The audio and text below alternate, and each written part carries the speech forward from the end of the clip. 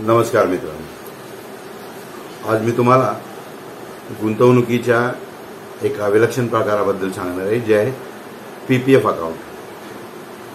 हा PPF account कुठे उघडावा, त्याचे फायदे काय आहेत, किती पैसे गुंतवता येतात, अशी सर्व माहिती मी या व्हिडिओमधून तुम्हाला सांगणार आहे, ज्याचा तुम्हाला निश्चितच उपयोग होईल. तर चला सुरू करूया. पीपीएफ अकाउंट ही केंद्र सरकारची अतिशय महत्त्वाकांक्षी योजना आहे आणि ही योजना केंद्र सरकारने पोस्ट आणि काही बँकांना राबवण्यासाठी दिलेली आहे. म्हणजे तुम्ही पीपीएफचं अकाउंट पोस्टात किंवा बँकांमध्ये जाऊन उघडू शकता. पूर्वी SBI मध्येच उघडता यायचं, पण आता अनेक बँकांना सरकारने परवानगी दिल्यामुळं हे जे खातं आहे हे तुम्हाला बँकेतही उघडता येतं आणि पोस्टातही उघडता येतं. पीपीएफचा व्याजदर जर समजा आपण पाहिला तर इतर कोणत्याही गुंतवणुकीच्या योजनांमध्ये सर्वात जास्त असतो. पीपीएफमध्ये तुम्हाला ATCC अंतर्गत आयकरामध्ये 1.5 लाखापर्यंतची सूट मिळते. मग पीपीएफचं अकाउंट कुठे उघडावा, कुठली बँक अशी स्पेसिफिक आहे का, तर असं काही नाही. मुळात ही जी योजना आहे ही केंद्र सरकारचीच आहे आणि केंद्र सरकारची असल्यामुळं कोणत्याही बँकेत जरी समजा तुम्ही उघडला अकाउंट किंवा पोस्टात जरी उघडलं तरी तुम्हाला काही विशेष सेवा त्या बँका देतील असं नाही. म्हणजे तुम्हाला व्याजदर जो आहे तो ठराविकच असेल, जो सगळ्यांना सगळीकडे एकसारखाच असेल. बँकांमध्ये पीपीएफचं खातं उघडण्याचा फायदा एवढाच होतो की तुम्हाला ऑनलाईन पैसे जमा त्या खात्यात करता येते. पोस्टामध्ये मात्र आहे, आता पोस्टाने पण ती स्कीम सुरू केलेली आहे, म्हणजे त्याप्रमाणे पोस्टातही तुम्हाला ऑनलाईन पैसे जमा करता येतात. पीपीएफच्या अकाउंटमध्ये अकाउंट उघडल्यानंतर वर्षात जास्तीत जास्त 12 वेळा पैसे जमा करता येतात आणि कमीत कमी एकदा तरी पैसे जमा करावेच लागतात, किमान 500 रुपये. जर समजा तुम्ही हे 500 रुपये एखाद्या वर्षी जमा नाही केले तर तुमचा अकाउंट हा बंद होतो आणि मग हा अकाउंट सुरू करण्यासाठी तुम्हाला बँक किंवा पोस्ट ऑफिस जो काही दंड लावेल तो दंड भरून ते खातं पुन्हा सुरू करता येतं. हे जे नियम आहेत हे सगळीकडे सारखेच आहेत, यामध्ये कोणत्याही प्रकारचा फरक तुम्हाला दिसणार नाही. ATCC अंतर्गत पीपीएफमध्ये तुम्ही पोस्टात खातं उघडा किंवा बँकेत खातं उघडा, या दोन्ही प्रकारांमध्ये तुम्हाला डिडक्शन करता फक्त बँकेमध्ये जमा असलेल्या पैशाची नोंद जर समजा नेली तर तुम्हाला त्याचा रिबेट आपोआपच मिळतो. आता हे खातं कोण उघडू शकतं? तुम्ही स्वतःच्या नावावरही उघडू शकता आणि अज्ञान बालकाच्या नावेही ते उघडू शकता आणि मग अज्ञान बालक जेव्हा सज्ञान होईल त्यावेळेला मग ते आपोआप त्याच्या नावावर होतं. हा अकाउंट पूर्णपणे 15 वर्षाचा आहे. असा 15 वर्षाच्या अकाउंटमधून मग पैसे काढताच येणार नाहीत का? तरी येतात. सर्वसाधारणपणे 5 वर्ष पूर्ण झाल्यानंतर 25% रक्कम काढता येते किंवा आदल्या 2 वर्ष आधीच्या शिल्केच्या 50% रक्कम तुम्हाला काढता येते.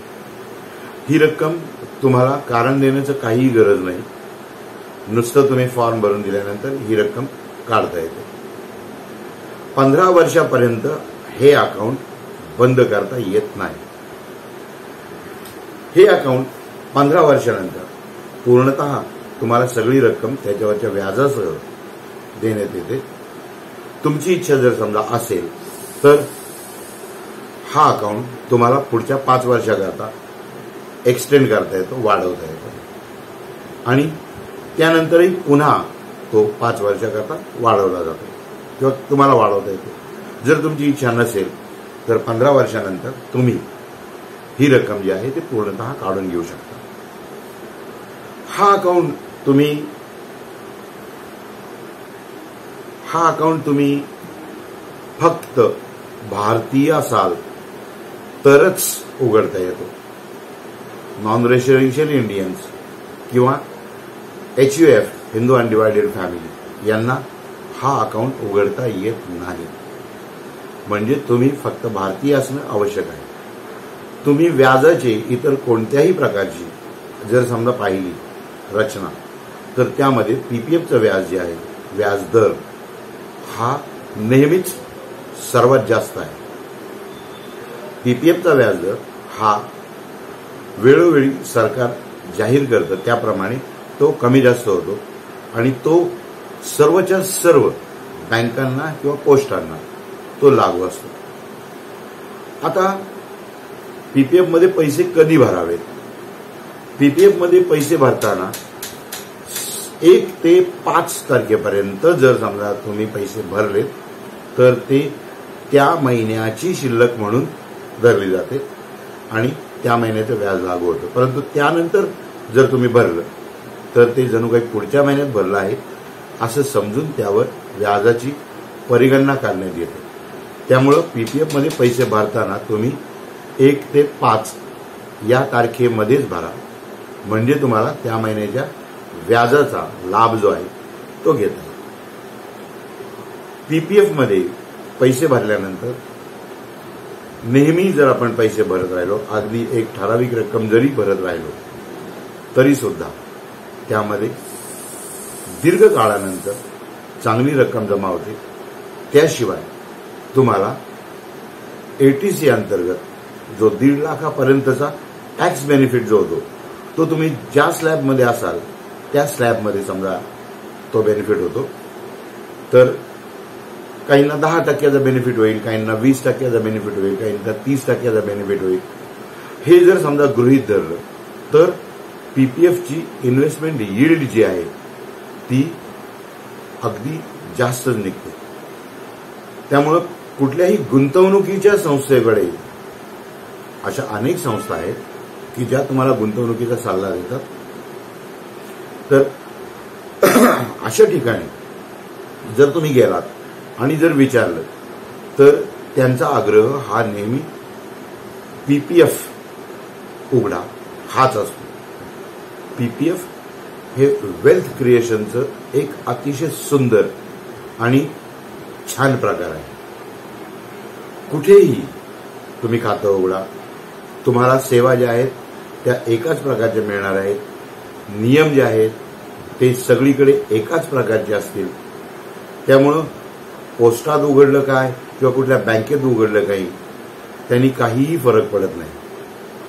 वेल्थ क्रिएशन जी आहे ती महत्वाची. पीपीएफच्या विड्रॉवलवर म्हणजे इतकं हायर व्याज देऊन सुद्धा पीपीएफची मॅच्युरिटीची जी रक्कम आहे त्या रकमेवर कोणताही कर नाही. त्यामुळे पीपीएफ जे आहे ते अतिशय फायदेशीर आणि अतिशय सुंदर योजना आहे.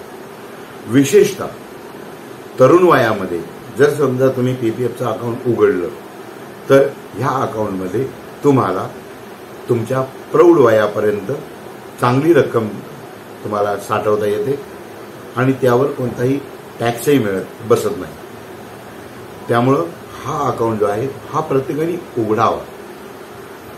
जर समजा मुलं असतील तर मुलांच्या नावे ती लहान असतानाच अकाउंट उघडावा आणि छोट्या छोट्या रकमांनी जरी सुरुवात केली, अगदी 500 रुपये महिना अशी जरी सुरुवात केली तरी ती मुलं शिक्षणासाठी जेव्हा योग्य होतील किंवा त्या वयापर्यंत जातील त्यावेळेला त्यांच्या खात्यामध्ये पीपीएफच्या चांगले पैसे जमा झालेले असतील.